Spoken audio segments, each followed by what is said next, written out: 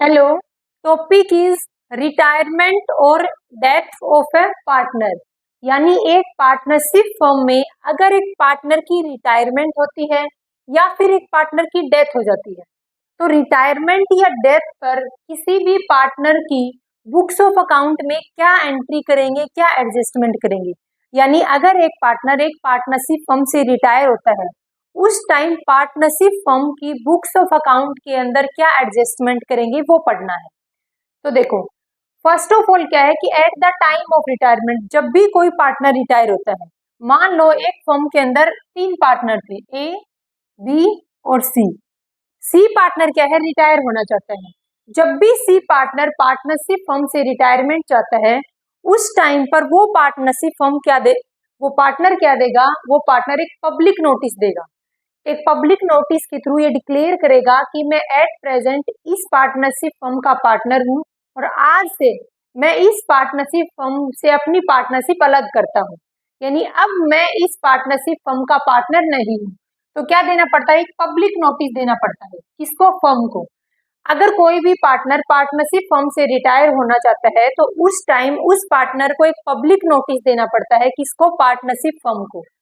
अगर ना दे तो, अगर कोई भी पार्टनर पार्टनरशिप फर्म को ये पब्लिक नोटिस नहीं देता है तो क्या होगा, तो क्या है, जो पार्टनर नोटिस नहीं दे रहा उसको क्या है, उसकी लायबिलिटी कंटिन्यू चलती रहेगी। पार्टनरशिप फर्म के अंदर जितनी भी लायबिलिटी इनकर होती रहेंगी, उन लायबिलिटी को पे करने की रिस्पॉन्सिबिलिटी उस पार्टनर की रहेगी। मान लो एक पार्टनर रिटायर हो रहा है 1 अप्रैल को, एक पार्टनर 1 अप्रैल को रिटायर हो रहा है, लेकिन उसने पब्लिक नोटिस नहीं दिया। पब्लिक नोटिस दिया 1 जुलाई को। कब दिया, पब्लिक नोटिस दिया 1 जुलाई को। तो पार्टनरशिप फर्म की जितनी भी लायबिलिटी 1 जुलाई तक हुई है, उन सभी लायबिलिटी को पे करने का हकदार होगा कौन, जो भी पार्टनर रिटायर हुआ है। आप ये नहीं बोल सकते कि 1 अप्रैल को मिस्टर ए रिटायर हो गया था, अब वो पार्टनरशिप फर्म की लायबिलिटी के लिए लाइबल नहीं है। उसने पब्लिक नोटिस 1 जुलाई को दिया है, तो 1 जुलाई तक वो पार्टनर उस पार्टनरशिप फर्म की लायबिलिटी के लिए रिस्पॉन्सिबल रहेगा। इसलिए पब्लिक नोटिस जरूरी है। जब एक पार्टनर रिटायरमेंट हो जाता है, यानी जब एक पार्टनर रिटायरमेंट ले लेता है, तो उस टाइम पर जो पार्टनरशिप फर्म का प्रेजेंट एग्रीमेंट था, जो प्रेजेंट पार्टनरशिप एग्रीमेंट था, वो क्या हो जाएगा, वो एंड हो जाएगा, खत्म हो जाएगा। और जो एग्जिस्टिंग पार्टनर बचेंगे उनके बीच में एक न्यू पार्टनरशिप एग्रीमेंट बनेगा। यानी जो प्रेजेंट पार्टनरशिप एग्रीमेंट था वो खत्म हो जाएगा और बाकी बचे हुए पार्टनर के बीच में एक नया पार्टनरशिप एग्रीमेंट बनेगा। तो देखो, जब भी क्या है, retired partner get own share. जब भी कोई पार्टनर रिटायर होता है, जब भी कोई पार्टनर रिटायर होता है तो उसको किस किस के अंदर शेयर मिलता है। एक पार्टनर पार्टनरशिप फर्म के अंदर बिजनेस कर रहा है, यानी क्या है, पार्टनरशिप फर्म के अंदर उसका भी हिस्सा है। चाहे एसेट्स है, चाहे लाइबिलिटी है, चाहे कैपिटल है, चाहे गुडविल है। यानी जितनी भी एसेट्स और लाइबिलिटी हैं, सभी एसेट्स और लाइबिलिटी में रिटायर्ड पार्टनर का भी हिस्सा है। कहाँ तक, पब्लिक नोटिस नहीं दे रहा उस टाइम तक। कहाँ तक, सॉरी, जब तक रिटायरमेंट नहीं ले रहा वहां तक उसका क्या है, हिस्सा है। लेकिन वो रिस्पॉन्सिबल कहाँ तक रहेगा, लाइबिलिटी के लिए रिस्पॉन्सिबल रहेगा जब तक पब्लिक नोटिस नहीं देता तब तक। ध्यान रखना, तब तक लाइबल रहेगा जब तक पब्लिक नोटिस नहीं देता, तब तक की लाइबिलिटी के लिए कौन लाइबल रहेगा, रिटायर्ड पार्टनर लाइबल रहेगा। अब देखो, ये पॉइंट बता रही थी मैं आपको, अगर एक पार्टनर रिटायर होता है तो कौन कौन सी एसेट्स लाइबिलिटी यानी पार्टनरशिप फर्म की किन चीजों में उसका हिस्सा है। पहला है शेयर इन गुडविल, यानी पार्टनरशिप फर्म के अंदर जितनी भी गुडविल है उस गुडविल का वैल्यूएशन करेंगे। गुडविल का वैल्यूएशन करके रिटायर्ड पार्टनर का हिस्सा, ओनली रिटायर्ड पार्टनर का शेयर किसको देंगे, रिटायर्ड पार्टनर को देंगे। सेकंड है रिजर्व, जितने भी पार्टनरशिप फर्म की बैलेंस शीट में जितने भी रिजर्व शो, उन रिजर्व में रिटायर्ड पार्टनर का हिस्सा। सेकंड है share in revaluation profit. Revaluation profit यानी एसेट्स और लायबिलिटी की रिवैल्यूएशन करते हैं, उसकी रिवैल्यूएशन करने से जितना भी प्रॉफिट है उस प्रॉफिट के अंदर रिटायर्ड पार्टनर का हिस्सा। ये सब किसको मिलेगा, ये सारी अमाउंट किसको मिलेगी, रिटायर्ड पार्टनर को मिलेगी। अब या तो एट ए टाइम पेमेंट कर दो, या तो जब उसने 1 अप्रैल को रिटायरमेंट ली या तो उसी टाइम पर पेमेंट कर दो रिटायर्ड पार्टनर की। अगर रिटायर्ड पार्टनर की उसी टाइम पेमेंट नहीं करते तो फिर क्या करते हैं, इस टोटल अमाउंट को पार्टनर के लोन अकाउंट में ट्रांसफर कर देते हैं। देखो, इस अमाउंट का या तो एट ए टाइम ट्रांसफर कर दो, अगर आप ट्रांसफर नहीं कर रहे हो तो उसको कहाँ ट्रांसफर कर देंगे, पार्टनर के लोन अकाउंट में ट्रांसफर कर देंगे, इतना ध्यान रखें। नेक्स्ट क्या है, अगर कोई भी पार्टनर रिटायरमेंट लेता है तो रिटायरमेंट के टाइम पर पार्टनरशिप फर्म में क्या क्या एडजस्टमेंट करने की रिक्वायरमेंट है। मान लो एक पार्टनरशिप फर्म के अंदर 3 पार्टनर थे, मिस्टर ए, बी और सी। तो मिस्टर सी क्या है, रिटायरमेंट ले रहा है, तो मिस्टर सी की रिटायरमेंट पर पार्टनरशिप फर्म के अंदर क्या क्या एडजस्टमेंट करनी पड़ेगी। पहला है गेनिंग रेशियो। देखो मिस्टर सी अगर क्या है रिटायरमेंट ले रहा है तो मिस्टर सी का जो प्रॉफिट शेयर है, यानी मिस्टर सी का प्रॉफिट के अंदर जितना भी शेयर है, उस शेयर को, उस पार्ट को जो एग्जिस्टिंग पार्टनर यानी जो बाकी बच गए पार्टनर हैं वो पार्टनर क्या है गेन कर लेंगे। यानी मिस्टर सी के प्रॉफिट के हिस्से को मिस्टर ए और मिस्टर बी क्या कर लेंगे, गेन कर लेंगे, इसलिए अपन गेनिंग रेशियो निकालेंगे। सेकंड है न्यू प्रॉफिट शेयरिंग रेशियो। अब मिस्टर सी तो रिटायर हो गया, मिस्टर सी और रिटायर हो गया, तो अब न्यू प्रॉफिट शेयर रेशियो कितना रहेगा मिस्टर ए और बी के बीच में, यानी जो पार्टनर बच गए उन पार्टनर के बीच में उनका प्रॉफिट शेयरिंग रेशियो क्या रहेगा। थर्ड कैलकुलेट करेंगे गुडविल की अमाउंट कितनी रहेगी। फोर्थ है अकाउंट ऑफ प्रॉफिट, यानी किससे प्रॉफिट, रीवैल्यूएशन। रीवैल्यूएशन से अपन क्या करेंगे, प्रॉफिट कैलकुलेट करेंगे। रीवैल्यूएशन से अकाउंट से जितना भी प्रॉफिट आएगा उसकी कैलकुलेशन करेंगे, और जितना हिस्सा रिटायर्ड पार्टनर का होगा, मिस्टर सी का होगा, वो मिस्टर सी को दे देंगे और बाकी मिस्टर ए और मिस्टर बी को दे देंगे। रिजर्व एंड सरप्लस की एडजस्टमेंट करेंगे। फिर क्या है कि रिटायर्ड पार्टनर की पेमेंट करेंगे। रिटायर्ड पार्टनर की पेमेंट दो तरीके से हो सकती है, या तो रिटायर्ड पार्टनर को एट ए टाइम पेमेंट कर दो।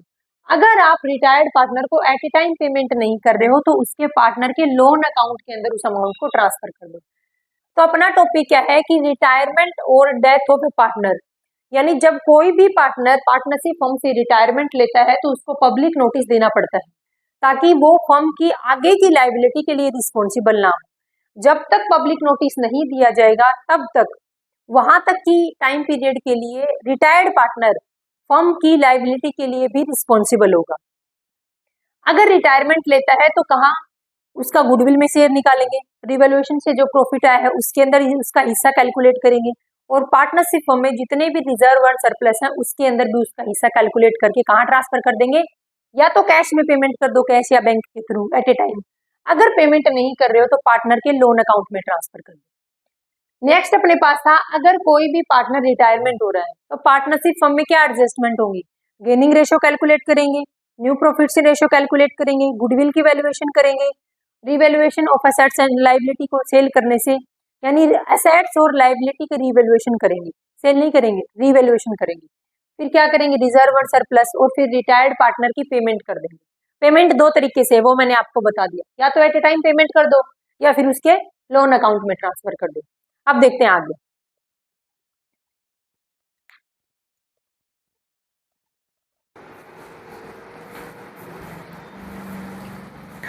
अब अपन कैलकुलेट करते हैं गेनिंग रेशियो।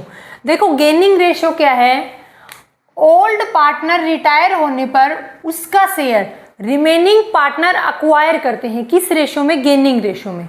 यानी अगर कोई भी पार्टनर पार्टनरशिप फर्म से जब रिटायरमेंट लेता है तो उसका पार्ट जो रिमेनिंग पार्टनर बचते हैं, यानी बाकी बचे हुए पार्टनर रिटायर्ड पार्टनर का हिस्सा जिस रेशियो में अक्वायर करते हैं उसको क्या बोलते हैं, गेनिंग रेशियो बोलते हैं। गेनिंग रेशियो का फॉर्मूला क्या है, new ratio minus old ratio. Old ratio यानी जो सभी पार्टनर के बीच में जो रेशियो था वो ओल्ड रेशियो, और अब एक पार्टनर की रिटायरमेंट होने के बाद जो नया रेशियो निकला है वो है न्यू रेशियो। तो न्यू रेशियो में से ओल्ड रेशियो का लेस करते हैं तो क्या बचता है, गेनिंग रेशियो। गेनिंग रेशियो क्या है, जब भी कोई पार्टनर पार्टनरशिप फर्म से रिटायरमेंट लेता है तो बाकी बचे हुए पार्टनर यानी रिमेनिंग पार्टनर उस ओल्ड पार्टनर के शेयर को अक्वायर करते हैं, किस रेशियो के अंदर, गेनिंग रेशियो के अंदर।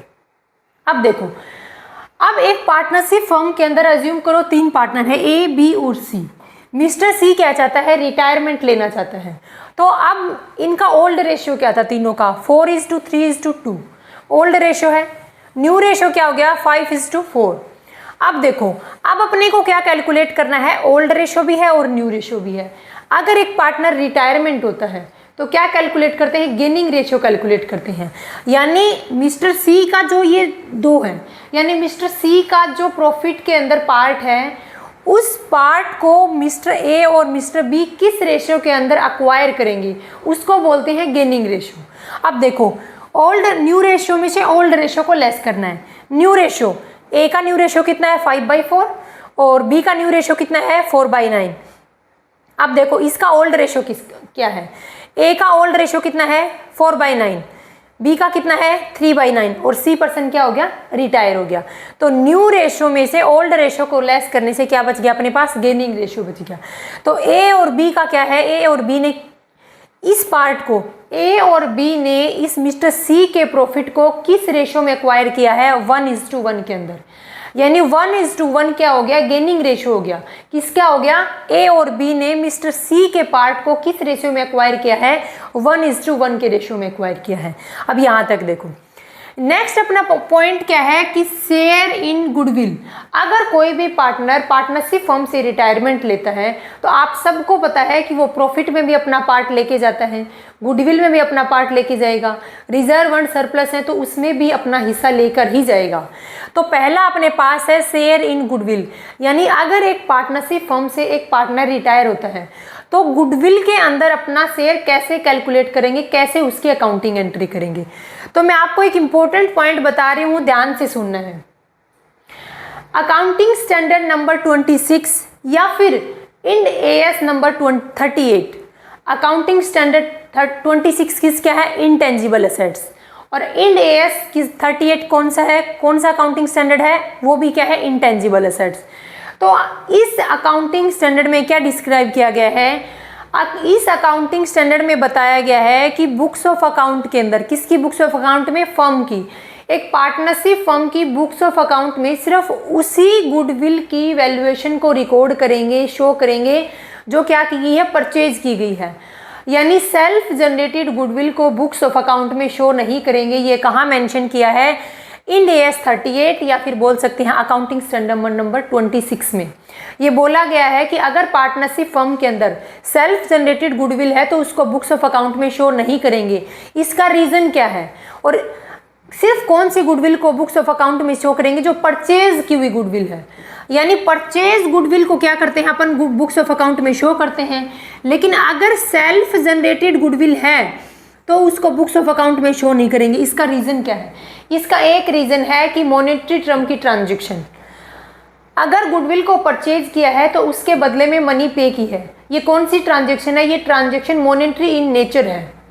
अगर गुडविल कौन सी है, सेल्फ जनरेटेड, अगर गुडविल को खुद ने जनरेट किया है यानी किसी उसके लिए कैश की पेमेंट नहीं है, वो क्या है, नॉन मॉनेटरी ट्रांजैक्शन है, तो उसको बुक्स ऑफ अकाउंट में नहीं शो करेंगे। कौन से गुडविल को शो करेंगे, सिर्फ परचेज गुडविल को बुक्स ऑफ अकाउंट में शो करेंगे। फिर आप बोलोगे इस गुडविल का करेंगे क्या, हम सेल्फ जनरेटेड गुडविल का करेंगे क्या, अगर बुक्स ऑफ अकाउंट में शो ही नहीं करेंगे तो उसको क्या करेंगे, बुक्स ऑफ अकाउंट में शो करने की बजाय उस गुडविल की एडजस्टमेंट कैसे करेंगे, पार्टनर के कैपिटल अकाउंट से करेंगे। कैसे करेंगे, पार्टनर के कैपिटल अकाउंट से सेल्फ जनरेटेड गुडविल की एडजस्टमेंट करेंगे। अब देखो कैसे करते हैं, ये ध्यान रखना आपको। अकाउंटिंग स्टैंडर्ड, रिटायरमेंट पार्टनर अपने हिस्से की गुडविल, रिटायरमेंट पार्टनर अगर कोई पार्टनर पार्टनरशिप फर्म के अंदर एंटर करता है तो वो साथ में क्या लेके आता है, गुडविल लेके आता है। लेकिन अगर वो पार्टनर अब पार्टनरशिप फर्म से एग्जिट कर रहा है, अगर वो रिटायरमेंट ले रहा है तो वो गुडविल की अमाउंट लेके भी जाएगा। अगर रिटायरमेंट पार्टनर अपने हिस्से की गुडविल लेकर जाता है तो किस रेशियो के अंदर लेके जाएगा, तो रिमेनिंग पार्टनर के गेनिंग रेशियो में लेके जाएगा। देखो मिस्टर सी था, मिस्टर सी रिटायर हुआ है, इसने इस 2 को, यानी इसने अपने प्रॉफिट के पार्ट को किसने एक्वायर किया है, मिस्टर सी के प्रॉफिट का जो पार्ट था उसको किसने एक्वायर किया, मिस्टर ए और मिस्टर बी ने एक्वायर कर लिया। किस रेशो में, गेनिंग रेशो के अंदर, इसी को बोलते हैं गेनिंग रेशो में। यानी मिस्टर सी के प्रॉफिट को जिस रेशो में जो रिमेनिंग पार्टनर हैं उन्होंने एक्वायर किया गया है उस रेशो को बोलते हैं गेनिंग रेशो। अगर ये रिमेनिंग पार्टनर रिटायर्ड पार्टनर के प्रॉफिट को एक्वायर कर रहे हैं तो अब रिटायर्ड पार्टनर को क्या चाहिए, रिटायर्ड पार्टनर को चाहिए गुडविल। क्योंकि वो अब पार्टनरशिप फर्म से रिटायर होना चाहता है। उसको गुडविल किस रेशो में मिलेगी? उसको गुडविल मिस्टर ए और मिस्टर बी से इसी गेनिंग रेशो में मिलेगी। उसको गुडविल तो मिलेगी, लेकिन किस रेशो में? मिस्टर ए और बी का जो गेनिंग रेशो है, इनके गेनिंग रेशो में क्या मिलेगी? मिस्टर सी को गुडविल की अमाउंट मिलेगी। देखो लिख रखा है, रिटायर पार्टनर अपने हिस्से की गुडविल रिमेनिंग पार्टनर से किस रेशो मिलेगा? गेनिंग रेशो के अंदर लेता है। अब देखो, मान लो पार्टनरशिप फर्म के अंदर गुडविल शो है अपने पास 90,000। ये कौन सी गुडविल है? ये सेल्फ जनरेटेड गुडविल है। ये कौन सी गुडविल है? ये सेल्फ जनरेटेड गुडविल है। परचेज की हुई गुडविल को बुक्स ऑफ अकाउंट में शो करते हैं। कहाँ मिलेगी? बैलेंस शीट में मिलेगी। ये सेल्फ जनरेटेड गुडविल है। गुडविल का वैल्यूएशन किया गया और गुडविल निकली 90,000। अगर 90,000 की गुडविल टोटल ये फर्म की गुडविल है, उसमें से सी का हिस्सा कितना है? सी का हिस्सा, सी का शेयर कितना है? सी का share, C share in goodwill 90,000, उसका हिस्सा कितना था? 2/9। तो 2/9 कितना है? 20,000। यानी ए का पार्ट गुडविल के अंदर सी का हिस्सा कितना है? सिर्फ 20,000। अब ये 20,000 सी लेके तो जाएगा, लेकिन किस रेशो में लेकर जाएगा और कहाँ से लेके जाएगा?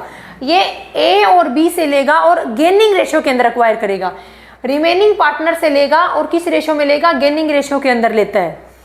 तो देखो 20,000 का 1/2, गेनिंग रेशो कितना है? 1:1।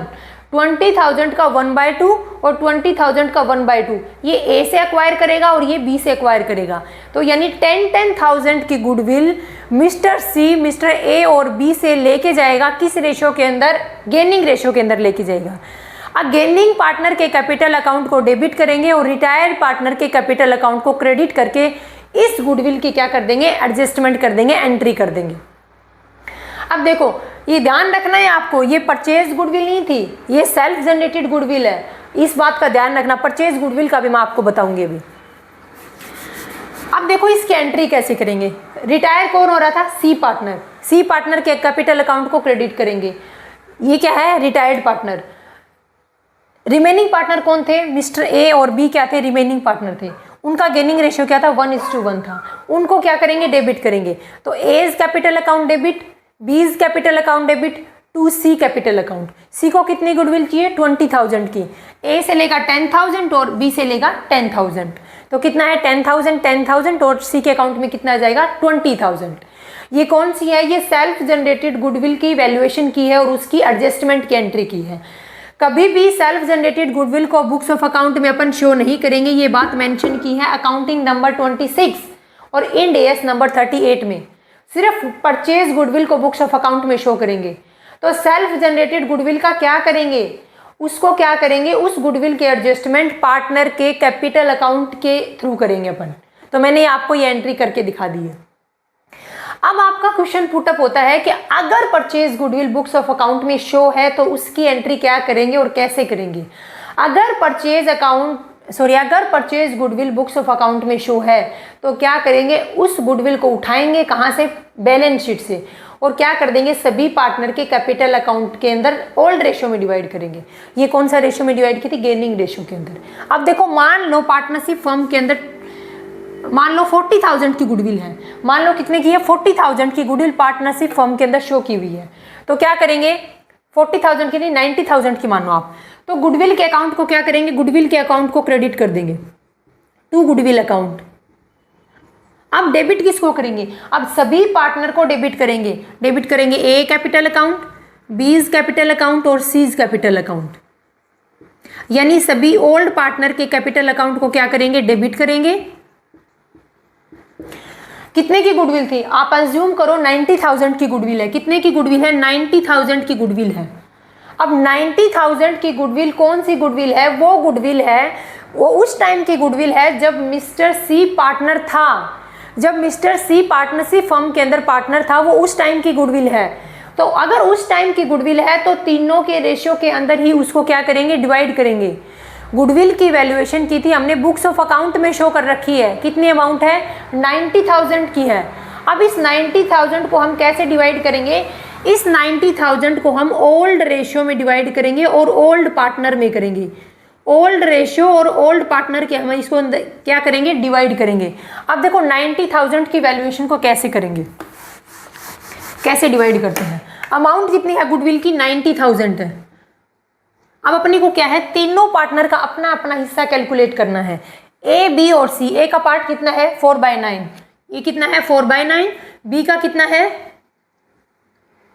3/9, और इधर करती हूं मैं सी का, सी का कितना है 2/9। ये अमाउंट कितनी आ गई 40,000, ये अमाउंट कितनी आई 30,000, और ये अमाउंट कितनी आई 20,000। अब देखो इस गुडविल को डिवाइड कैसे करेंगे, ये वो गुडविल है जो बुक्स ऑफ अकाउंट में शो की है, यानी कौन सी गुडविल है, परचेज गुडविल है।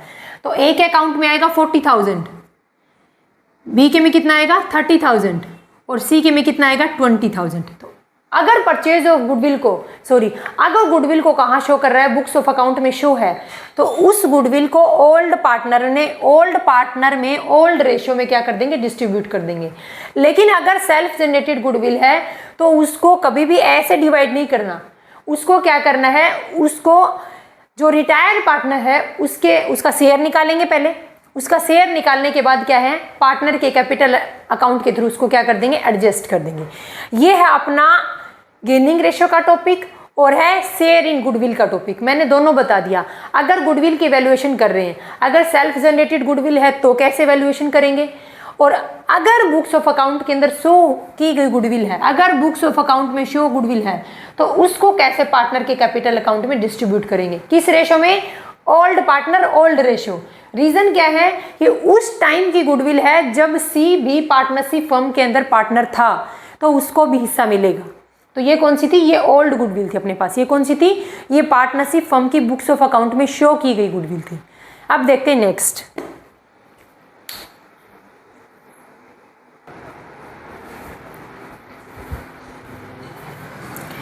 हमने कहाँ तक डिस्कस किया था कि हमने सिर्फ और गुडविल का और न्यू प्रॉफिट, सॉरी, गुडविल और गेनिंग रेशो, गुडविल और गेनिंग रेशो की एडजस्टमेंट कर ली थी। अब बारी आती है न्यू प्रॉफिट शेयरिंग रेशो कैसे कैलकुलेट करते हैं। अगर एग्जिस्टिंग पार्टनर में से कोई भी एक पार्टनर एग्जिट कर जाता है, यानी रिटायरमेंट ले लेता है, तो क्या है, जो प्रेजेंट एग्रीमेंट था वो खत्म हो जाएगा और पार्टनरशिप का एक नया एग्रीमेंट बनेगा। तो न्यू प्रॉफिट शेयरिंग रेशो क्या होगा, जो रिमेनिंग पार्टनर है उनके बीच में, वो कैलकुलेट करना है। तो देखो न्यू प्रॉफिट शेयरिंग रेशो अपन दो तरीके से कैलकुलेट करेंगे, यानी दो वे हो सकते हैं कि अपन जो रिटायर्ड पार्टनर है उसके शेयर को कैसे एक्वायर कर रहे हैं। तो देखो मान लो 3 पार्टनर है एक पार्टनरशिप फर्म में, ए बी और सी, उनका प्रॉफिट शेयरिंग रेशो है 2:1:3। अगर दे रखा है कि ए रिटायर हो गया, सिर्फ इतना ही शो किया है स्टेटमेंट में, ए रिटायर हो गया, तो न्यू प्रॉफिट शेयरिंग रेशो क्या होगा, तो कुछ भी नहीं करना, जो रेशियो पहले था वही रेशो न्यू रेशो बन जाएगा। देखो कैसे, एग्जिस्टिंग पार्टनर के बीच में कितना रेशो था 2:1:3। रिटायर कौन हुआ है, रिटायर हो गया ए, रिटायर कौन हो गया, रिटायर हो गया ए रिटायर हो गया, यानी ए का हिस्सा खत्म। ए रिटायरमेंट के बाद कुछ भी नहीं बता रखा, तो न्यू प्रॉफिट शेयरिंग रेशो क्या होगा, तो जो भी रेशो बच गया, कौन सा रेशो, बी और सी के बीच में कितना रेशो बच गया 1:3।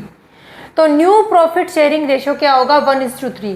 कहने का मतलब है अगर क्वेश्चन में कुछ भी नहीं बोला गया हो कि कैसे उन्होंने क्या है उस हिस्से को गेन किया है, यानी रिटायर्ड पार्टनर के हिस्से को कैसे गेन किया है, कुछ नहीं बोला गया, तो जो पहले रेशो था वही रेशो उनका न्यू रेशो बन जाएगा। सेकंड क्या है, मान लो ए बी और सी 3 पार्टनर हैं, बी रिटायर होता है, कौन रिटायर हो जाता है, बी रिटायर हो जाता है। अब बी का हिस्सा कितना है 4/12 है। अब 4/12 के हिस्से को कैसे लेंगे उसके बारे में देखो, B retire and his share, उसका शेयर देखो, इसका शेयर है कितना, इसका शेयर है 4/12, उसके हिस्से को कैसे डिवाइड करेंगे, इन ए एंड सी इक्वली, कैसे डिवाइड करेंगे इक्वली।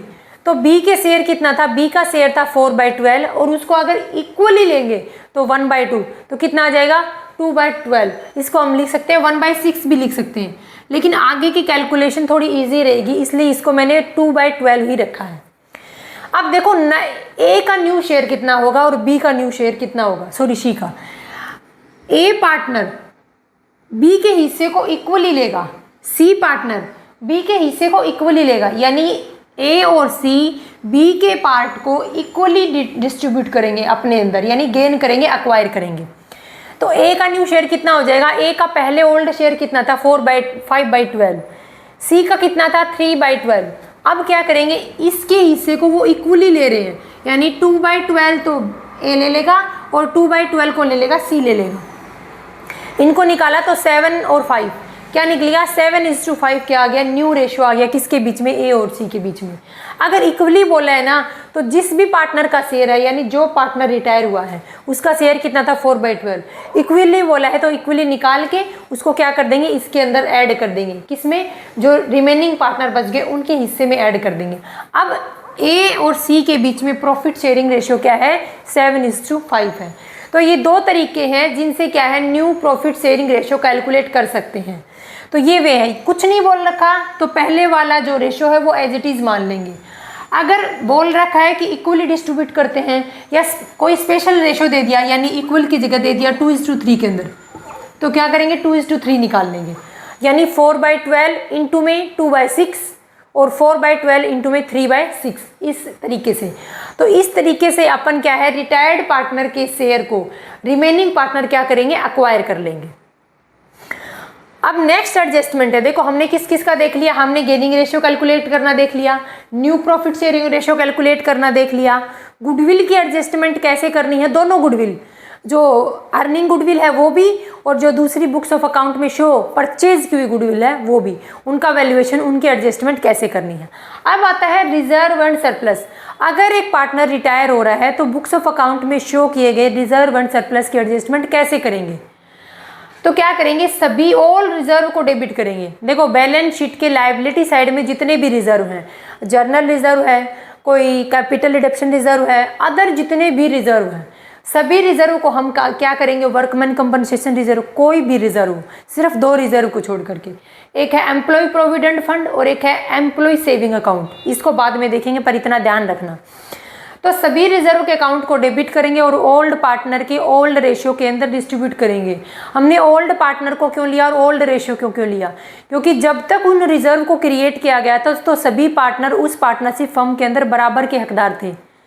तो क्या बोलेंगे, all reserve account debit to old partner capital account, किस रेशियो के अंदर डिस्ट्रीब्यूट करेंगे, ओल्ड रेशियो के अंदर डिस्ट्रीब्यूट करेंगे।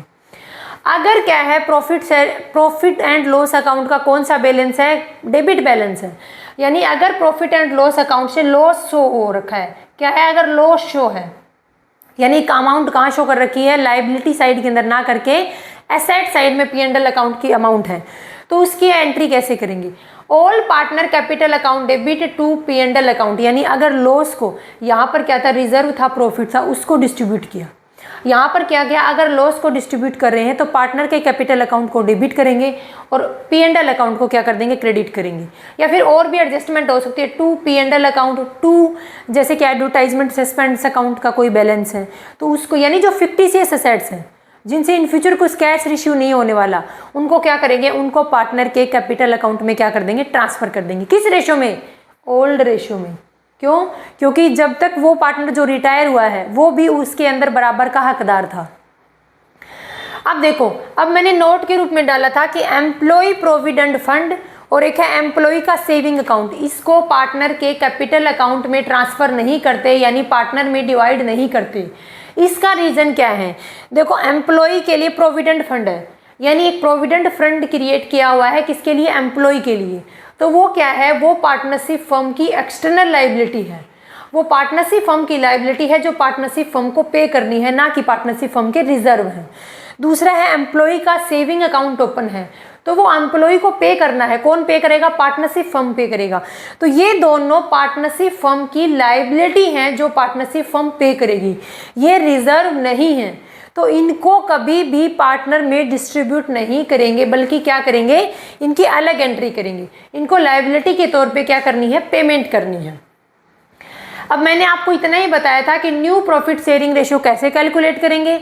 अगर reserve and surplus books of account में है, अगर उनका ये बैलेंस है तो कैसे करेंगे, अगर उनका क्या है, अगर उनका क्रेडिट बैलेंस है, सॉरी उनका डेबिट बैलेंस है, जैसे कि कोई डेफर्ड रेवेन्यू एक्सपेंडिचर है, जैसे कि प्रॉफिट एंड लॉस अकाउंट का अगर डेबिट बैलेंस है, यानी अगर प्रॉफिट एंड लॉस अकाउंट से लॉस हुआ है तो उसको क्या करेंगे, क्रेडिट कर देंगे, ओल्ड पार्टनर कैपिटल अकाउंट को डेबिट कर देंगे। बस इतना ध्यान रखना, इनको किस रेशियो में डिवाइड करना है, ओल्ड रेशियो में डिवाइड करना है। और ओल्ड पार्टनर के अंदर, उसके अंदर रिटायर्ड पार्टनर भी इंक्लूड है।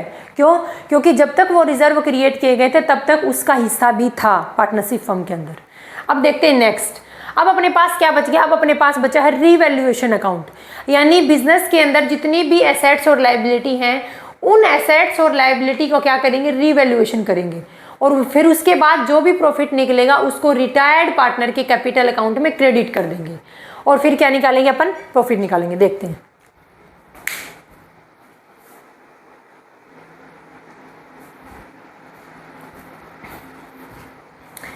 नेक्स्ट अपने पास revaluation of assets and liability, यानी जब एक पार्टनर रिटायरमेंट लेता है पार्टनरशिप फर्म से तो उस पार्टनरशिप फर्म में जितने भी एसेट्स और लायबिलिटीज़ हैं उनका क्या किया जाएगा, रीवैल्यूएशन किया जाएगा।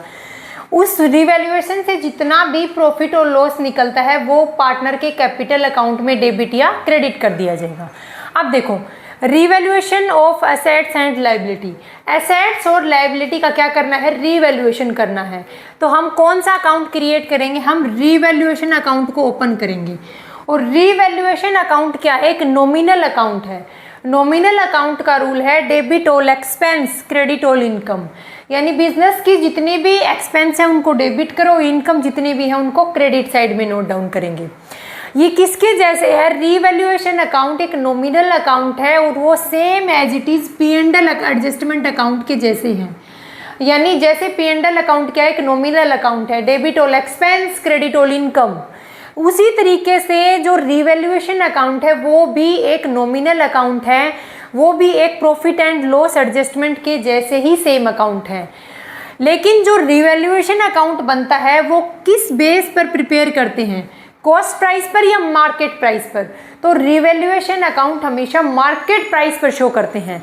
यानी रीवैल्यूएशन अकाउंट में जो ये मदें शो की हैं, जो ये एसेट्स और लायबिलिटी की वैल्यू शो की है, ये मार्केट प्राइस पर शो की है। आपको क्या मिलेगी, कुछ एडजस्टमेंट मिलेगी। उन एडजस्टमेंट में नीचे शो कर रखा होगा कि बिल्डिंग की वैल्यू को 10% से एप्रिसिएशन करना है, 10% से डेप्रिसिएशन करना है। तो क्या है, मार्केट की वैल्यू को कंसीडर करना है। कौन सी वैल्यू को कंसीडर करना है, कॉस्ट प्राइस को कंसीडर ना करके मार्केट प्राइस के बेस पर रीवैल्यूएशन अकाउंट को प्रिपेयर करते हैं। अब रीवैल्यूएशन अकाउंट का परफॉर्मा देखते हैं। ये कब बनाते हैं, जब कोई पार्टनर फर्म के अंदर आता है, या फिर जब कोई पार्टनर फर्म से जाता है, या फिर अगर एग्जिस्टिंग पार्टनर के प्रॉफिट शेयरिंग रेशियो में चेंज हो रहा है। तीनों सिचुएशन के अंदर रीवैल्यूएशन अकाउंट बनाते हैं। मैंने आपको कब बताया रीवैल्यूएशन अकाउंट कब बनाते हैं, अगर एग्जिस्टिंग पार्टनर के प्रॉफिट शेयरिंग रेशियो में चेंज हो रहा है, अगर कोई पार्टनर पार्टनरशिप फर्म के अंदर एडमिशन ले रहा है, अगर कोई पार्टनर पार्टनरशिप फर्म से रिटायर हो रहा है या पार्टनर की डेथ हो जाती है, यानी अगर पार्टनरशिप फर्म से पार्टनर एग्जिट हो रहा है, उस टाइम पर रीवैल्यूएशन अकाउंट को बनाते हैं। तीनों कंडीशन में बनाएंगे अपन। तो रीवैल्यूएशन अकाउंट में ये डेबिट साइड है और वो कौन सी साइड है, क्रेडिट साइड है। अमाउंट पर्टिकुलर्स और अमाउंट को शो करेंगे। देखो इस साइड क्या आएगा, रिवैल्यूएशन अकाउंट कौन सा अकाउंट है, nominal account, debit all expense को डेबिट करेंगे। अगर decrease in value of assets, अगर एसेट्स की वैल्यू डिक्रीज हो रही है तो डेबिट साइड रिकॉर्ड करेंगे, अगर एसेट्स की वैल्यू इंक्रीज हो रही है तो क्रेडिट साइड रिकॉर्ड करेंगे। Increase in value of liability, अगर लायबिलिटी की वैल्यू इंक्रीज हुई है तो डेबिट साइड क्या करेंगे, रिकॉर्ड करेंगे। और अगर लायबिलिटी की वैल्यू डिक्रीज हुई है तो उसको क्रेडिट साइड रिकॉर्ड करेंगे। अगर कोई अनरिकॉर्डेड क्या है, लायबिलिटी है तो डेबिट साइड रिकॉर्ड करेंगे। अगर कोई अनरिकॉर्डेड एसेट्स है तो उसको रिवैल्यूएशन अकाउंट के क्रेडिट साइड में रिकॉर्ड करेंगे। इतनी एडजस्टमेंट करने के बाद अपन क्या निकालेंगे, प्रॉफिट और लॉस को इनकर करेंगे, क्योंकि बिजनेस से रिलेटेड यानी पार्टनरशिप फर्म से रिलेटेड सभी एसेट्स और लायबिलिटी को यहाँ शो कर दिया। आप बोलोगे कि बैलेंस शीट में तो और भी लायबिलिटीज और भी एसेट्स हैं, जैसे आप बोलोगे कि कौन सी लायबिलिटी है, वर्कमैन कंपनसेशन फंड, यानी जितने भी रिजर्व हैं, या फिर बैलेंस शीट के एसेट साइड के अंदर प्रॉफिट एंड लॉस अकाउंट का डेबिट बैलेंस शो कर रखा है, या फिर डेफर्ड रेवेन्यू एक्सपेंडिचर शो है, उनको क्यों नहीं लिखा? उनको मैंने आपको थोड़ी देर पहले बताया था कि रिजर्व एंड सरप्लस की कैटेगरी में आएंगे, उनको डायरेक्ट पार्टनर के कैपिटल अकाउंट में डेबिट या क्रेडिट कर देंगे। उनको रिवैल्यूएशन अकाउंट में सिर्फ रियल एसेट्स को लिखेंगे, उन एसेट्स को जिनको टच कर सकते हैं, छू सकते हैं, देख सकते हैं, सिर्फ उन्हीं एसेट्स और लायबिलिटी को लिखेंगे। अब देखो प्रॉफिट और लॉस कैसे कैलकुलेट करेंगे। अगर इस साइड का डेबिट टोटल करते हैं और इस साइड का टोटल करते हैं, अगर प्रॉफिट आता है तो कहाँ लिखेंगे? To profit on revaluation account, to profit on revaluation. अगर लॉस आता है तो बाय लॉस ऑन रिवैल्यूएशन। और क्या करेंगे? ओल्ड पार्टनर के ओल्ड रेशियो में डिस्ट्रीब्यूट करेंगे, चाहे रिवैल्यूएशन अकाउंट से प्रॉफिट हो चाहे रिवैल्यूएशन अकाउंट से लॉस हो, ओल्ड पार्टनर के ओल्ड रेशियो में क्या कर देंगे? डिस्ट्रीब्यूट कर देंगे। बाद में ये अमाउंट कहाँ जाएगी? अगर प्रॉफिट हो चाहे लॉस हो, रिवैल्यूएशन की अमाउंट पार्टनर के कैपिटल अकाउंट में ट्रांसफर कर देंगे। अगर प्रॉफिट होता है तो पार्टनर के कैपिटल अकाउंट के क्रेडिट साइड में जाएंगी, और अगर रिवैल्यूएशन से लॉस होता है तो पार्टनर के कैपिटल अकाउंट के डेबिट साइड में शो करेंगे। ये है अपना रिवैल्यूएशन। अब देखो, अगर एक पार्टनर रिटायरमेंट है या फिर एक पार्टनर की डेथ है, तो मैंने आपको कितनी चीज़ कैलकुलेट करनी बताई। अगर कोई भी पार्टनर रिटायरमेंट ले रहा है या किसी पार्टनर की डेथ हो गई है, तो उसको क्या मिलेगा? उसको गुडविल के अंदर पार्ट मिलेगा, उसको रिजर्व एंड सरप्लस में उसका हिस्सा मिलेगा, उसको रिवैल्यूएशन अकाउंट से जितना भी प्रॉफिट और लॉस है उसके अंदर भी उसको अपना हिस्सा मिलेगा। तो इन तीनों को, यानी गुडविल का हिस्सा, प्रॉफिट का हिस्सा और रिजर्व एंड सरप्लस में उसका पार्ट, ये तीनों कहाँ ट्रांसफर करेंगे? ये तीनों पार्टनर के कैपिटल अकाउंट में ट्रांसफर कर देंगे। यानी ये जो अमाउंट आएगी, इसकी अमाउंट क्या करनी है? रिटायर पार्टनर को पे करनी है। क्या करनी है? जो पार्टनर रिटायर हो रहा है उस पार्टनर को पे करनी है। अब दो ऑप्शन है, या तो आप एट ए टाइम पेमेंट कर दो। मान लो पार्टनर रिटायर हो रहा है 1 जुलाई को, मान लो पार्टनर रिटायर हो रहा है 1 जुलाई को, और आपने उसी टाइम पर इंस्टेंट आपने क्या कर दी? अमाउंट पे कर दी। या तो कैश में पेमेंट कर दी या फिर चेक इशू कर दिया कि ये लो, मान लो मिस्टर ए रिटायर हुआ था, ये लो मिस्टर ए अपना चेक, आप जाकर के ये अमाउंट ले लेना। तो या तो इंस्टेंट पेमेंट कर दो। सेकंड ऑप्शन है कि आप इंस्टेंट पेमेंट नहीं कर रहे हो तो उस अमाउंट को, किस अमाउंट को? गुडविल में उसका शेयर, रिवैल्यूएशन से जो प्रॉफिट या लॉस हुआ उसमें उसका शेयर, और तीसरा क्या था? रिजर्व एंड सरप्लस के अंदर जितनी भी अमाउंट बनती है उसको पार्टनर के लोन अकाउंट में ट्रांसफर करेंगे। क्या करेंगे? या तो इंस्टेंट पेमेंट कर दो, या तो उसी टाइम 1 जुलाई को जब रिटायर हुआ था उसी टाइम पेमेंट कर दो। अब बोल रहे हो कि हम क्या करेंगे? हम तो बाद में पेमेंट करेंगे। आपको बोले हम तो बाद में पेमेंट करेंगे, हम पेमेंट करेंगे जुलाई में नहीं, हम पेमेंट करेंगे दिसंबर में। दिसंबर की पेमेंट तक क्या रिटायर्ड पार्टनर आपकी पार्टनरशिप फर्म के अंदर बैठा रहेगा? बिल्कुल भी नहीं। तो क्या करेंगे? जो पार्टनर रिटायर हो रहा है उसके लोन अकाउंट में, यानी पार्टनर का लोन अकाउंट ओपन करेंगे और वहां पर उस अमाउंट को ट्रांसफर कर देंगे। तो दो ऑप्शन है, या तो कैश पेमेंट कर दो या फिर पार्टनर के लोन अकाउंट में ट्रांसफर कर दो। अब पार्टनर के लोन अकाउंट में आपने 1 जुलाई को अमाउंट ट्रांसफर करके छोड़ दी, और मान लो टोटल अमाउंट कितनी बनती है जो उसको पे करनी है, जो रिटायर्ड पार्टनर को पे करनी है, वो टोटल अमाउंट बनती है 7 लाख।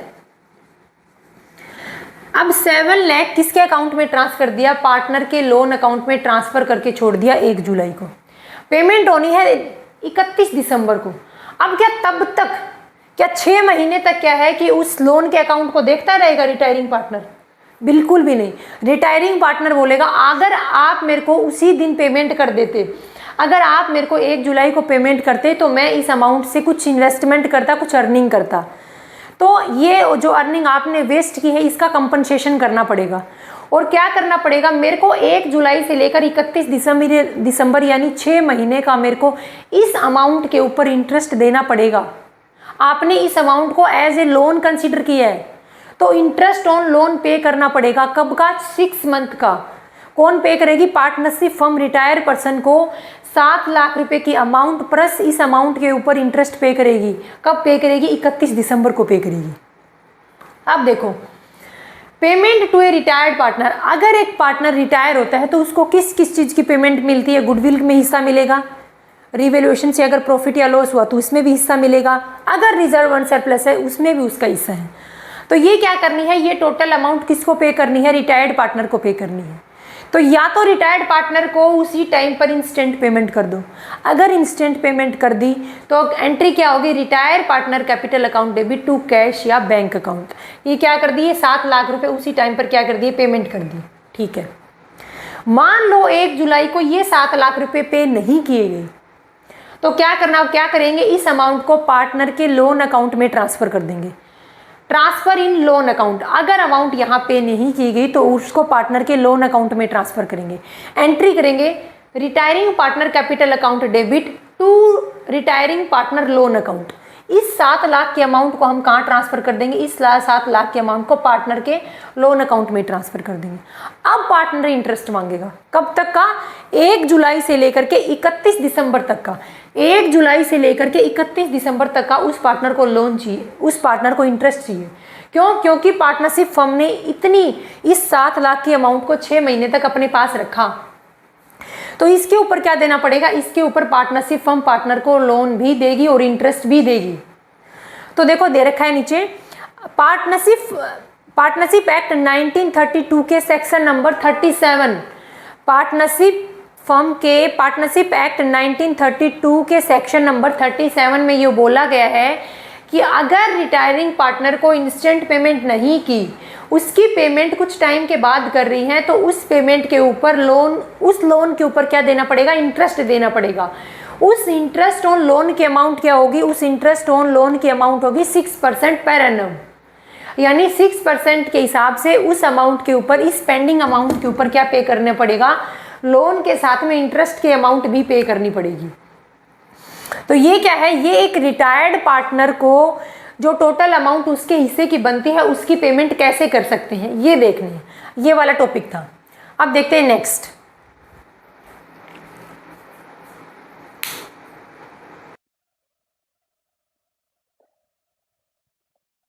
नेक्स्ट टॉपिक अपने पास डेथ ऑफ ए पार्टनर, यानी अगर एक पार्टनर की डेथ हो जाती है तो उस टाइम पर किस अमाउंट को किस पर्सन को पे करेंगे।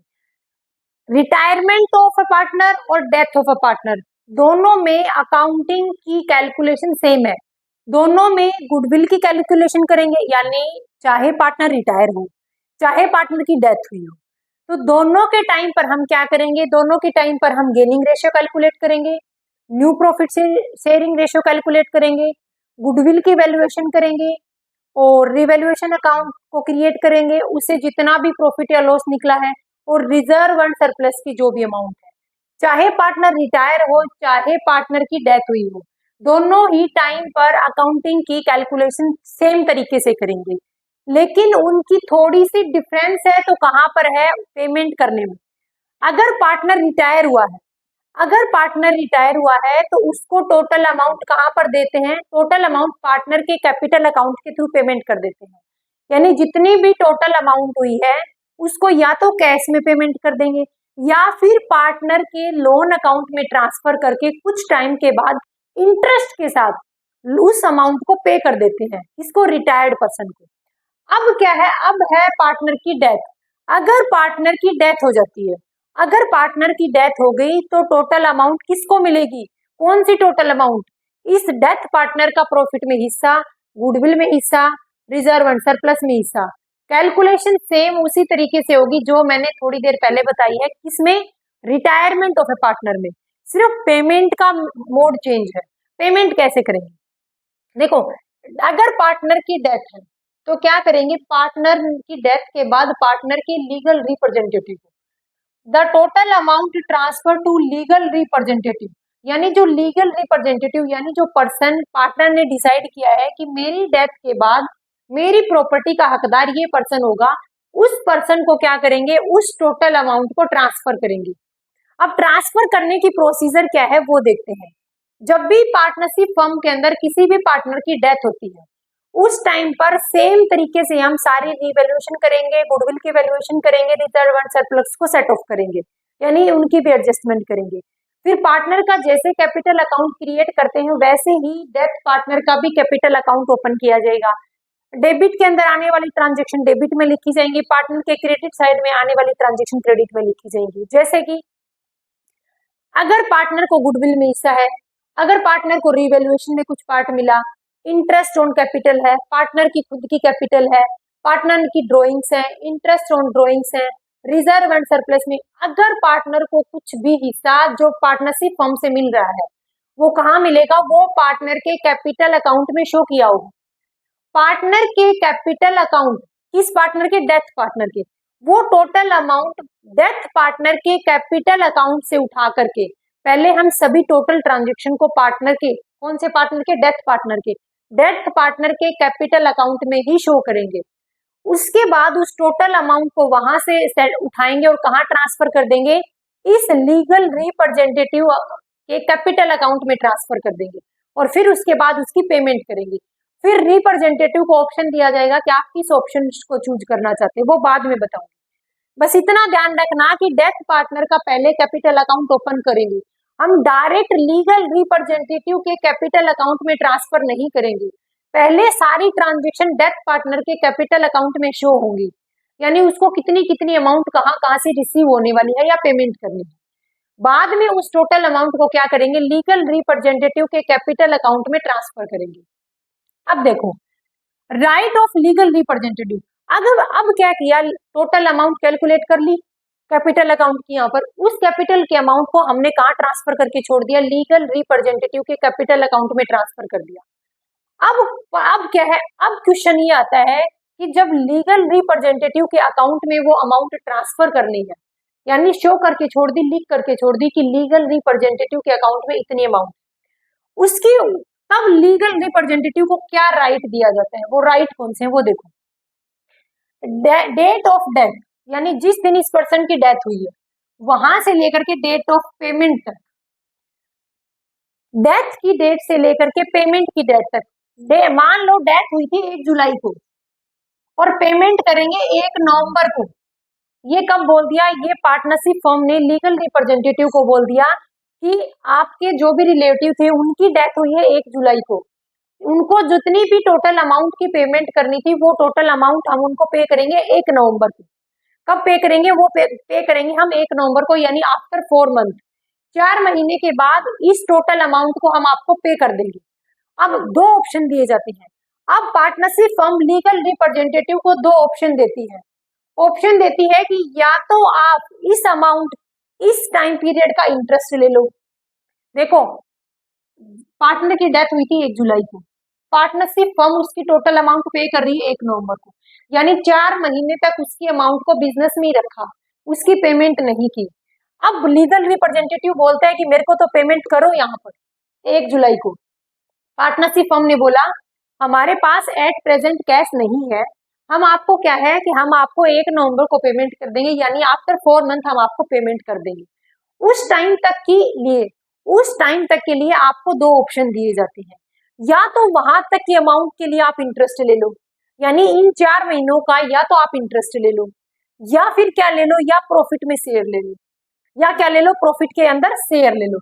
अब मान लो इस पर्सन को टोटल अमाउंट पे करनी थी 7 लाख रुपए, इस पर्सन को टोटल पे अमाउंट कितनी थी, 7 लाख रुपए, या तो 7 लाख के ऊपर 4 महीने का ब्याज ले लो, यानी 7 लाख इंटू में 4/12, और रेट ऑफ इंटरेस्ट कितनी है, अगर पार्टनरशिप डीड में मेंशन है तो ठीक है, अगर मेंशन नहीं है तो अगर पार्टनरशिप एग्रीमेंट में डिसाइड किया हुआ है कि रेट ऑफ इंटरेस्ट कितनी होगी तो ठीक है, अगर नहीं मेंशन किया तो पार्टनरशिप डीड के अकॉर्डिंग आपको रेट ऑफ इंटरेस्ट, यानी किस परसेंट से आपको इंटरेस्ट दिया जाएगा, 6% से। आप ये क्या करेंगे, इस 7 लाख के ऊपर आप क्या करेंगे, इस 7 लाख के ऊपर 4 मंथ का इंटरेस्ट कैलकुलेट कर लेंगे, और पार्टनरशिप फर्म बोलती है कि हम आपको 1 नवंबर को ये 7 लाख रुपए प्लस इसके ऊपर इंटरेस्ट, यानी इसको कैलकुलेट करने से जो इंटरेस्ट आएगा, दोनों अमाउंट हम आपको 1 नवंबर को पे कर देंगे। पहला ऑप्शन तो ये दिया। दूसरा ऑप्शन क्या दिया कि प्रॉफिट ऑन शेयर ले सकते हैं, यानी आप प्रॉफिट में शेयर ले सकते हैं। आप प्रॉफिट में शेयर कैसे लेंगे, अब क्या 1 जुलाई से लेकर 1 नवंबर तक पार्टनरशिप फर्म अपने अलग से अकाउंट प्रिपेयर करेगी, बिल्कुल भी नहीं। पार्टनरशिप फर्म बोलती है कि या तो आप वहां तक की अमाउंट का इंटरेस्ट ले लो, यानी या तो इन 4 महीने का इंटरेस्ट ले लो 7 लाख के ऊपर, या फिर क्या करो, या फिर आपका जितना भी हिस्सा है आप क्या करो इसके एवज में क्या ले लो, प्रॉफिट में शेयर ले लो। अब प्रॉफिट में शेयर कैसे कैलकुलेट करेंगे वो देखते हैं। देखो, प्रॉफिट में शेयर कैलकुलेट करने के दो मेथड हैं, या तो टाइम बेसिस पर या फिर क्या है टर्नओवर या सेल्स बेसिस पर। अब टाइम बेसिस पर कैसे कैलकुलेट करेंगे कि जो डेट पार्टनर है उसका 4 महीने का प्रॉफिट कितना होगा। सेल्स पर कैसे कैलकुलेट करेंगे कि जो डेट पार्टनर है उसके 4 महीने के ऊपर उसका कितना प्रॉफिट मिलेगा उसको। अब देखो कैसे कैलकुलेट करेंगे। इंटरेस्ट वाला समझ आ गया। टोटल अमाउंट भी पे करेगा 7 लाख रुपए प्लस उसके ऊपर इंटरेस्ट की किस महीने का, इन 4 महीने का, सिर्फ 4 मंथ का इंटरेस्ट, क्योंकि 1 नवंबर को तो पार्टनरशिप फर्म पेमेंट कर देगी।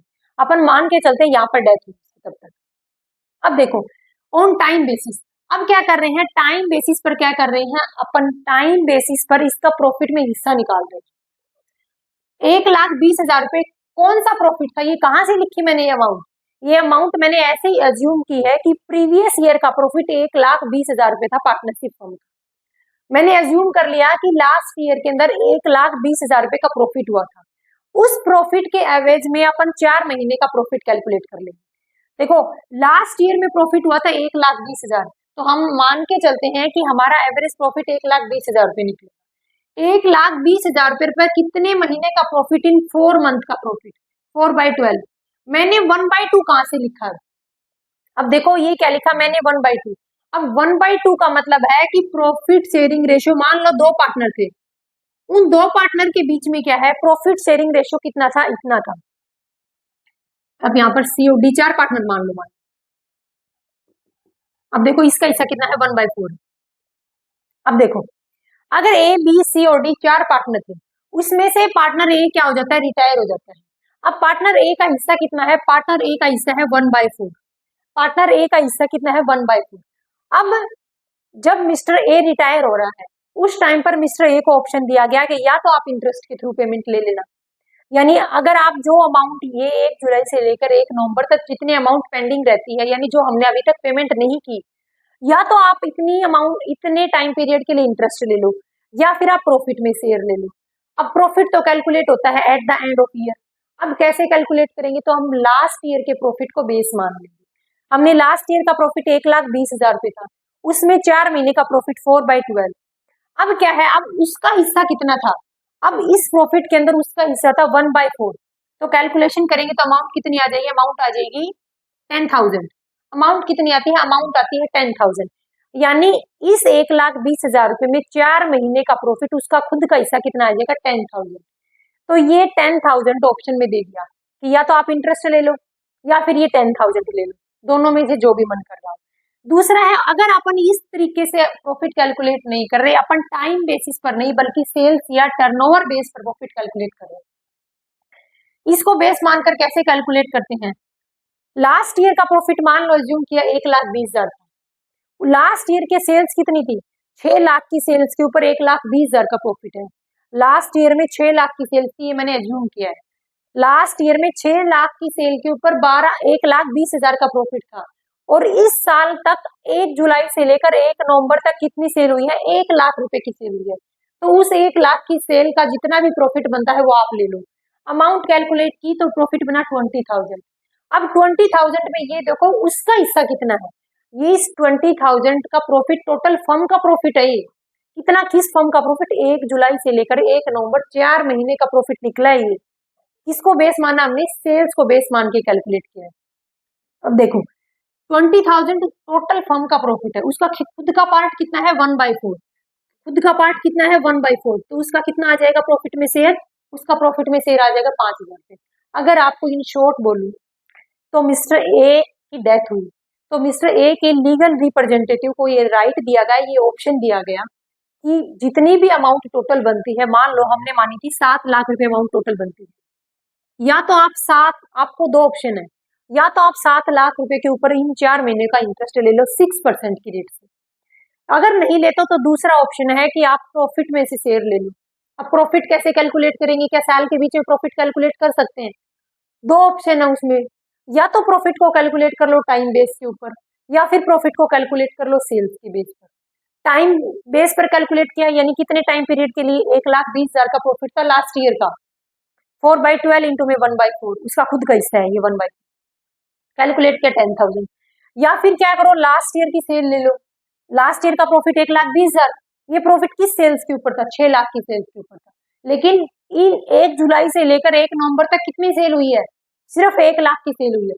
तो उस 1 लाख की सेल के ऊपर कितना प्रॉफिट आएगा? 20,000। ये फर्म का प्रॉफिट निकला है टोटल, ये पार्टनर का प्रॉफिट नहीं है। देखो मैंने अभी तक पार्टनर का शेयर लिखा भी नहीं है। अब मैं पार्टनर का शेयर कैलकुलेट करूंगी और पार्टनर का शेयर आता है 5,000। तो मिस्टर ए को बोला गया या तो आप ऐसे इंटरेस्ट ले लो या फिर प्रॉफिट में हिस्सा ले लो। तो रिटायरमेंट ऑफ पार्टनर और डेथ ऑफ पार्टनर में सेम कैलकुलेशन होगी। रिवैल्यूएशन ऑफ असेट्स की, गुडविल की, gaining ratio, new profit sharing ratio, reserve and surplus, total calculation same होगी। सिर्फ एक मोड चेंज है, वो है पेमेंट का मोड। रिटायर पार्टनर को ऑप्शन दिया गया था कि या तो आप एट ए टाइम आज पेमेंट कर देंगे या फिर आपको कुछ टाइम पीरियड के बाद पेमेंट कर देंगे। क्या करेंगे? उसी लमसम अमाउंट प्लस इंटरेस्ट दोनों दे देंगे।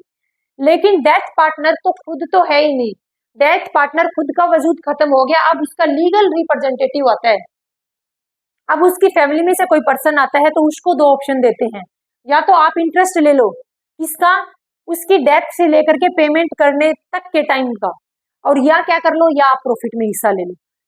ये क्या है? ये अपना डेथ ऑफ पार्टनर को पेमेंट करने का मैकेनिज्म था। अब एक छोटा सा टॉपिक बाकी था अपने पास, सैक्रिफाइसिंग रेशियो, गेनिंग रेशियो। देखो सैक्रिफाइस रेशियो कैलकुलेट कब करते हैं? जब किसी पार्टनर का एडमिशन होता है पार्टनरशिप फर्म में। गेनिंग रेशियो कैलकुलेट कब करते हैं? तब करते हैं जब पार्टनर की डेथ हो जाती है या पार्टनर फर्म से रिटायर हो जाता है। सैक्रिफाइसिंग रेशियो का मतलब देखो, सैक्रिफाइसिंग रेशियो कैलकुलेट कब किया? जब पार्टनर का एडमिशन हुआ, admission of A partner. Gaining ratio calculate तब किया जब पार्टनर की रिटायरमेंट या डेथ हुई थी। सैक्रिफाइसिंग रेशियो का फॉर्मूला है old ratio minus new ratio. Gaining ratio का फॉर्मूला है new ratio minus old ratio. अब देखो सैक्रिफाइसिंग रेशियो और गेनिंग रेशियो कैलकुलेट ही क्यों करते हैं? तो देखो अगर एक पार्टनर, मैं ये बता रही हूँ पहले सैक्रिफाइसिंग रेशियो, अगर एक पार्टनर पार्टनरशिप फर्म के अंदर एंटर करता है, जैसे मैं एंटर कर गई, तो मैं साथ में क्या लेके आई? पार्टनरशिप फर्म के अंदर एंटर करते टाइम मैं गुडविल लेके आई। तो क्या करते हैं, जो पहले से पार्टनर थे उस फर्म के अंदर, मान लो एक पार्टनरशिप फर्म के अंदर 2 पार्टनर थे पहले, और मैं एंटर कर गया, पार्टनर सी एंटर कर गया। इन दोनों के ये प्रॉफिट, इनका अपना प्रॉफिट शेयरिंग रेशियो था। मैं जब एंटर की तो मैं साथ में कैपिटल और मेरे हिस्से की कैपिटल और मेरे हिस्से का गुडविल भी लेके आई। तो ये पार्टनर इस गुडविल के अमाउंट को, ये पार्टनर, ये जो पुराने पार्टनर हैं, ये न्यू पार्टनर की गुडविल की अमाउंट को किस रेशियो में एक्वायर करेंगे? इस सैक्रिफाइसिंग रेशियो में। क्यों? क्योंकि ये पुराने पार्टनर अपने प्रॉफिट के शेयर का सैक्रिफाइस करेंगे और उसी सैक्रिफाइस रेशियो के अंदर सी, जो न्यू पार्टनर था, जो गुडविल लेके आया था, उस गुडविल को क्या कर लेंगे? एक्वायर कर लेंगे। देखो मैंने लिखा था न्यू पार्टनर की गुडविल पुराने पार्टनर इसी सैक्रिफाइस रेशियो में क्या कर लेते हैं? डिवाइड कर लेते हैं। अब गेनिंग रेशियो, गेनिंग रेशियो कब कैलकुलेट करेंगे? जब पार्टनर की डेथ हो जाती है या पार्टनर रिटायर हो जाता है। मान लो 3 पार्टनर थे, पार्टनर ए, पार्टनर बी और पार्टनर सी। पार्टनर सी क्या हो गया? पार्टनर सी हो गया रिटायर। अब पार्टनर सी का जितना भी प्रॉफिट में शेयर था, उस प्रॉफिट के शेयर को क्या करेंगे? उस प्रॉफिट के शेयर को ये दोनों पार्टनर अक्वायर कर लेंगे, उसको बोलते हैं गेनिंग रेशियो। इस गेनिंग रेशियो में क्या करेंगे? अब ये पार्टनर बोलेगा जब मैं आया तब मैं गुडविल लेके आया था, तो जब अब मैं पार्टनरशिप फर्म से जा रहा हूं तो गुडविल दो मेरे को। तो ये पार्टनर गुडविल किस हिस्से में देंगे? किस रेशियो के अंदर देंगे? जो रिमेनिंग पार्टनर हैं वो रिटायर्ड पार्टनर को या डेथ ऑफ पार्टनर को गुडविल किस रेशियो में देंगे? गेनिंग रेशियो के अंदर देंगे। क्यों गेनिंग रेशियो में क्यों देंगे? क्योंकि सी के हिस्से को किसने गेन कर लिया? ए और बी ने गेन कर लिया है, यानी अब सी के हिस्से का प्रॉफिट ए और बी को मिलेगा। तो ए और बी उस हिस्से के कंपनसेट के बदले में सी को क्या दे रहे हैं? गुडविल की अमाउंट दे रहे हैं। अब क्या करेंगे? अब क्या सभी पार्टनर गेन कर सकते हैं? क्या गेनिंग रेशियो और सैक्रिफाइसिंग रेशियो सभी पार्टनर? सिर्फ गुडविल की अमाउंट उसी पर्सन को मिलती है जिसने सैक्रिफाइस किया है। सिर्फ गुडविल की अमाउंट उसी पर्सन को मिलेगी जिसने अपना हिस्सा न्यू पार्टनर के फेवर में सैक्रिफाइस किया है। अगर मिस्टर सी को ए ने सैक्रिफाइस नहीं किया तो मिस्टर सी अपनी गुडविल ए को क्यों देगा? बिल्कुल भी नहीं देगा। ऐसे ही रिटायरमेंट पर, ऐसे ही सी की रिटायरमेंट के ऊपर सी ने अपना हिस्सा जिस पर्सन को दिया है, सिर्फ वही पर्सन सी को गुडविल देगा, बाकी पर्सन सी को गुडविल नहीं देगा। बाकी पार्टनर बोलेंगे क्या सी आपने मेरे को प्रॉफिट में, आपने जो सेक्रीफाइस किया है प्रॉफिट का शेयर, क्या उसमें आपने मेरे को हिस्सा दिया? अगर आपने मेरे को हिस्सा नहीं दिया तो मैं आपको गुडविल भी नहीं दूं। आप गुडविल भी उसी पर्सन से लो जिस पर्सन ने आपके प्रॉफिट शेयर को गेन किया है। तो ये है सेक्रीफाइसिंग रेशियो और गेनिंग रेशियो के बीच का डिफरेंस। ये चैप्टर कौन सा चैप्टर? रिटायरमेंट और डेथ ऑफ पार्टनर का चैप्टर अपना होता है फिनिश। Thank you.